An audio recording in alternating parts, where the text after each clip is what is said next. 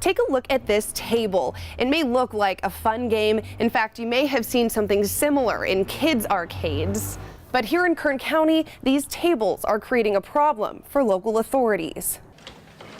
It starts with a warrant. Okay, so we're going to be doing a search warrant at 1313 Chamberlain. Then rallying enough deputies. Yes, it's this corner. After that, a bust. Kern County Sheriff's Office! Search warrant! Inside, large game-style gambling tables. Money, sometimes drugs, sometimes weapons, leading to arrests. Finally, seizing the tables. Hoping one more illegal casino busted means one less 911 call in the future. But let's back up. The Kern County Sheriff's Department said what started as internet casinos turned into illegal gambling casinos, becoming a problem within the last 6 months. When we started noticing and take notice of a lot of it is, I would say, about 5-6 months ago, where we started seeing the correlation between fish tables and crime. Driving around, Sergeant Richard Anderson points out they're hard to spot. Dimly lit buildings with no signs. Inside, flashing lights on large illegal gaming tables that cost between $7,000 and $10,000 each and can make a hefty profit. Here's 100. If you can take basically a $7,000 investment, plug it in a wall, and make twice your money in 2 days, what's going to stop? I mean, it's more profitable than drugs in some aspects. Sergeant Ryan Dunbier says the illegal gambling attracts the wrong crowd, which brings down the surrounding communities. It's a collection point for criminals, and it brings a criminal element to whatever area that they own and operate. So the 911 calls started. My car just got broke into while I was at the casino, or... The calls got worse, catching KCSO's attention. And like on the worst case scenarios, I just got stabbed at the casino. Then, shootings. KCSO was investigating a deadly shooting at this internet casino right behind me. That was kind of the straw that broke the camel's back, is when we started getting the stabbings and the violent crime. You really can't overlook that. The issue, he says KCSO is understaffed and overworked, meaning there's no specific team to tackle the casino problem. Typically, these type of operations are done with specialized units that would go in and shut them down with, maybe a California Gaming Commission or a vice unit.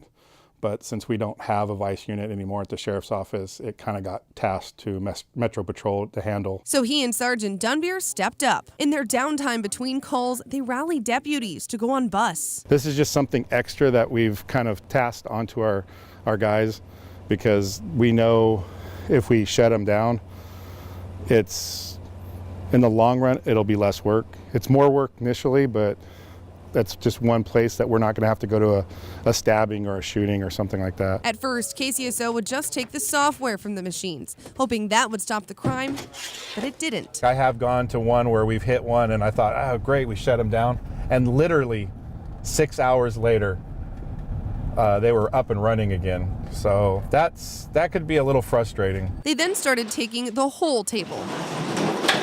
By taking the entire machine, it puts them out of business. Which can be tricky to get out of the buildings and tricky to store. This one's full, yeah.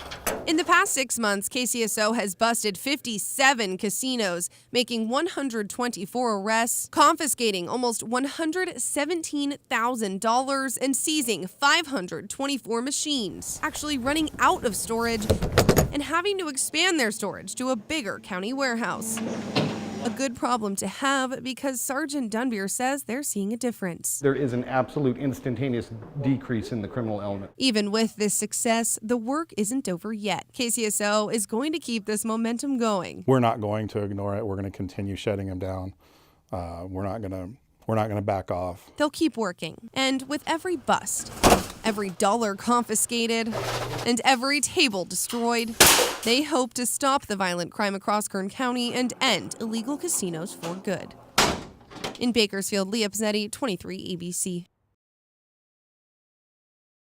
The Erskine Fire is known as the deadly fire that ripped through the Kern River Valley in the summer of 2016, destroying more than 300 homes and killing 2 people.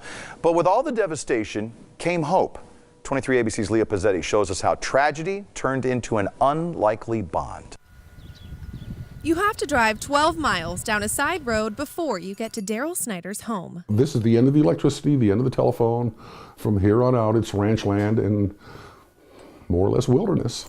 His home is guarded by a dog with a bell, a nosy cat, and horses standing by Daryl's new red barn. We have sheep and chickens and farm fresh eggs. Daryl sports overalls every single day. They got all the pockets and all the right spots. He's a fan of his life in solitude. People ask me why I live out here, and I said I had a choice between living by tweakers or bears. For him, the choice is simple. Bears are predictable. But when you drive down that road to Daryl's house, you'll also pass charred Joshua trees. And that new red barn stands where the one before burned in the Erskine fire. Daryl's home was in the middle of devastation. I sat out in the road and I just watched, thinking any minute, my house has got to go up.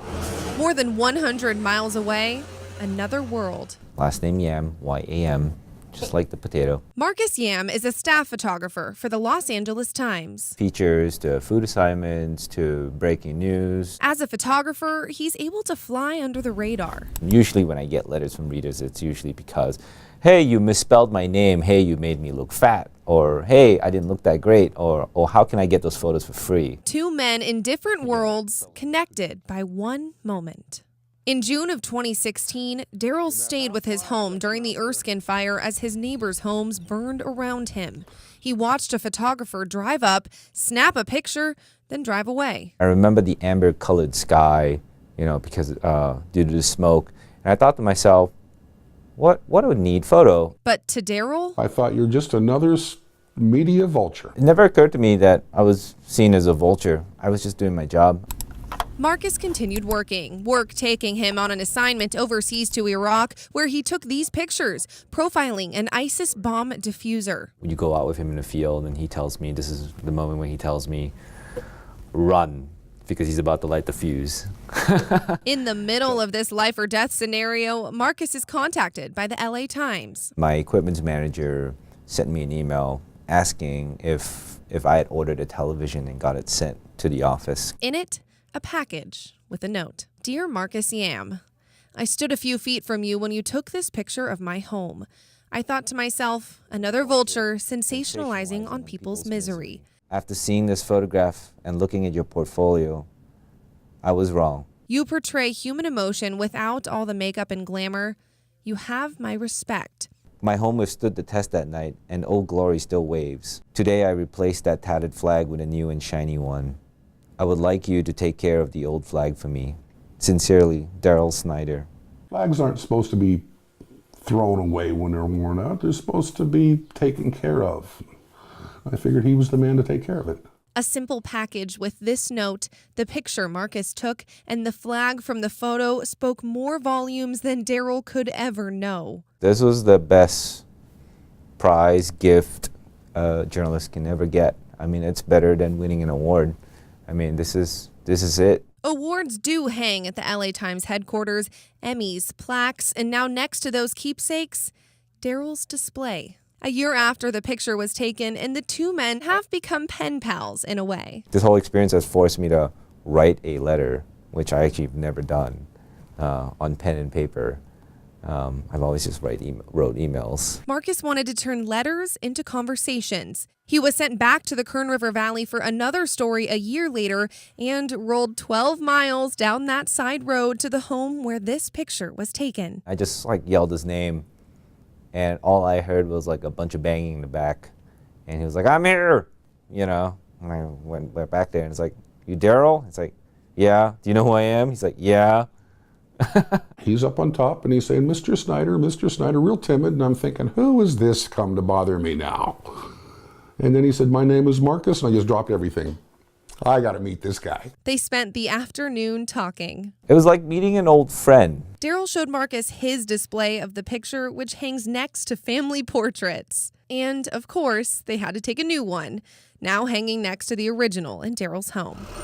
Marcus left and returned to the busy streets of LA, leaving Daryl at his home in the quiet Kern River Valley, still faced on a daily basis with the burned reminders of Erskine. But a new flag now hangs out front, a symbol of moving forward and the friendship the two men now have. how destiny and fate work is amazing. How one picture sets off something like this. They're not sure when they'll see each other next, but they know they'll always have the bond over this photo. Leah Pezzetti, 23 ABC. It's a story of friendship. A group of Bakersfield boys who grew up playing football together on local fields like this one here at Bakersfield High School. They then went on to Cal Poly together, hoping to start the next chapters of their lives, but for some, it ended up being the last. Flipping through the pages. Let's see. Their boyhood days of growing up in Bakersfield are long gone, but the memories still remain. When you grew up with them from the 4th, 5th grade on, through high school, through junior college, through college, you know, and each other's weddings and that stuff, you know. We were just, we were a family of guys. Larry Austin, Joe Copeland, and Carl Bowser. And then we ended up at Cal Poly together. The three played for Cal Poly with goals of returning to Bakersfield as football coaches. We had the desire to come back and coach the drillers together because we were all drillers. And we were arguing over who's going to be the head coach. But that didn't happen. So Dreams cut short because of tragedy. probably would have if they'd have lived. Probably would have.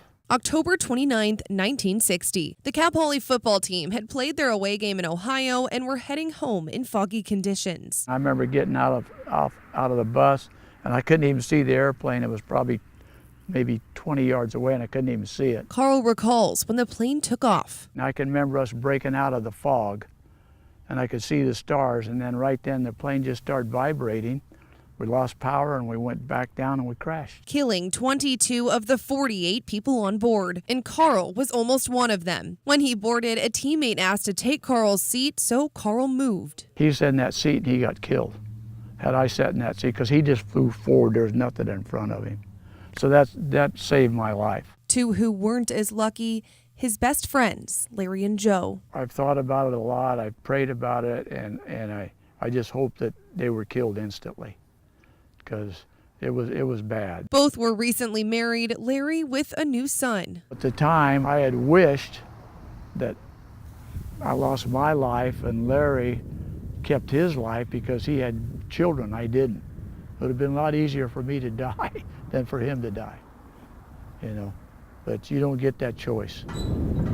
Without his two friends, Carl finished at Cal Poly, where he then met his wife. He lived out their childhood dreams, returning home to become the football coach at Bakersfield College, working at the school for 30 years. When he and his wife finally had a son. My son is named after Larry Austin and Joe Copeland.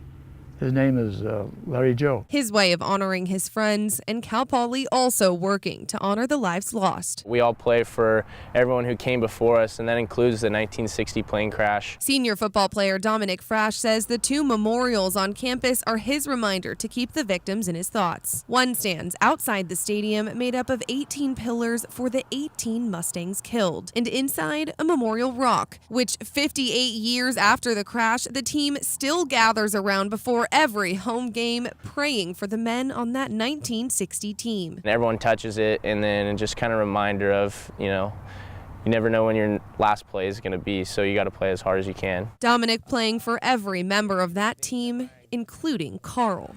I kind of think about, you know, how lucky I am that my grandpa was a survivor, because I wouldn't be here if so. So I kind of just take that all in. Carl is Dominic's grandfather and so much more. Coach, mentor, idol. Carl is proud to see his grandson play on the same team he once played on, and Dominic is inspired by the courage and dedication his grandfather shows. My mom's told me from day one that their big thing was just always continue to live their lives for those guys who passed away.